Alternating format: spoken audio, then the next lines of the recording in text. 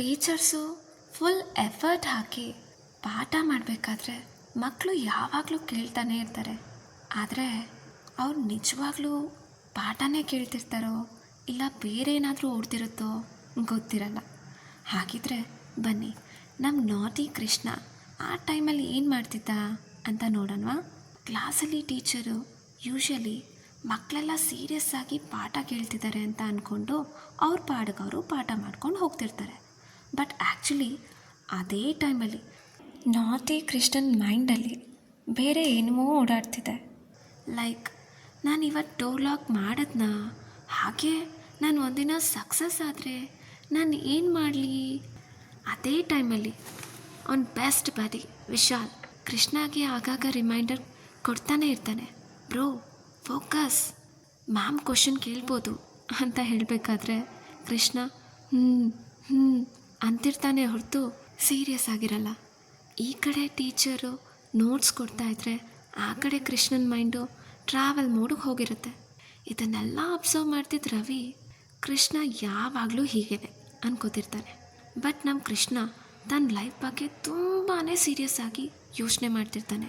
ಗೊತ್ತಾ, ಕೆಲವೊಂದು ಸಲ ಸ್ನೇಹ ನೋಟಿಸ್ ಮಾಡಿದಾಗಲೂ ಕೃಷ್ಣ ಪ್ರಿಟೆಂಡ್ ಮಾಡ್ತಿರ್ತಾನೆ, ನನ್ನ ಸ್ನೇಹ ನೋಡೇ ಇಲ್ಲ.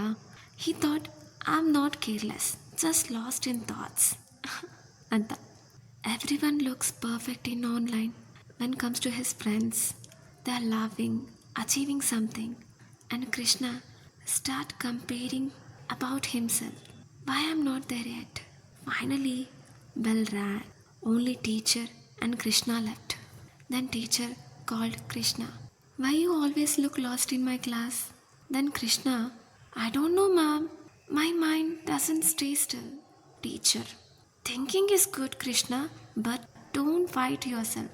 ರವಿ ಆ ಟೈಮಲ್ಲಿ ರವಿ ಇದಾನಲ್ಲ, ಕೃಷ್ಣನ ನೋಡಿ ಜೋಕ್ಸ್ ಕ್ರ್ಯಾಕ್ ಮಾಡ್ತಿರ್ತಾನೆ. ಬಟ್ ಸ್ನೇಹ ಸೈಲೆಂಟಾಗಿ ತನ್ನ ಕೆಲಸದಲ್ಲಿ ಬ್ಯುಸಿ ಇರ್ತಾಳೆ. ಆಗ ಕೃಷ್ಣಗೆ ರಿಯಲೈಸ್ ಆಗುತ್ತೆ, ನನ್ನ ಮೈಂಡು ನನ್ನ ಎನಿಮಿ ಅಲ್ಲ, it's just a directionless energy, that's it. Guys, ಕೊನೆಯದಾಗೊಂದು ಮಾತು, ಕೃಷ್ಣನ ಬಗ್ಗೆ ಟೀಚರು ಪಾಠ ಕೇಳ್ತಿದ್ದಾನೆ ಅಂತ ಅಂದ್ಕೊಳ್ತಿದ್ರೆ ಮತ್ತಿನ್ನೊಂದು ಕಡೆ ಅವನ ಫ್ರೆಂಡ್ಸು ಅವ್ನು ಡಿಸ್ಟ್ರಾಕ್ಟ್ ಆಗ್ತಿದ್ದಾನೆ ಅನ್ಕೋತಿರ್ತಾರೆ.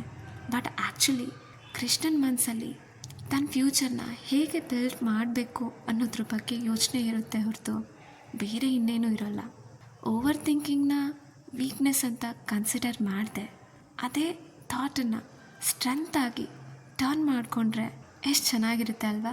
ಈ ಥರ ಟರ್ನ್ ಮಾಡೋ ಕೇಪಬಿಲಿಟಿ ಪ್ರತಿಯೊಬ್ಬರಲ್ಲೂ ಇರುತ್ತೆ. ನಾವು ಹುಡ್ಕೊಳ್ಳೋದಕ್ಕೆ ಪ್ರಯತ್ನ ಮಾಡಬೇಕು ಅಷ್ಟೆ.